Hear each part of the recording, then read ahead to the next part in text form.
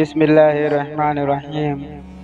ہم سے ابو نعمان نے بیان کیا، کہا ہم سے ابو عوانہ نے ابو بشر سے بیان کیا، انہوں نے یوسف بن ماحق سے، انہوں نے عبداللہ بن عمرو سے، انہوں نے کہا ایک سفر میں جو ہم نے کیا تھا نبی کریم صلی اللہ علیہ وآلہ وسلم ہم سے پیچھے رہ گئے، اور آپ صلی اللہ علیہ وآلہ وسلم ہم سے اس وقت ملے جب عصر کی نماز کا وقت آن پہنچا تھا۔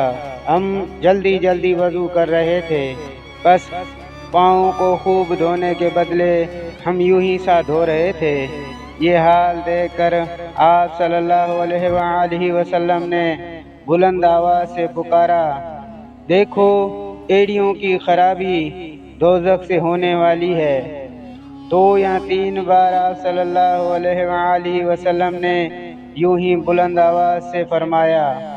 صحیح بخاری حدیث نمبر 60۔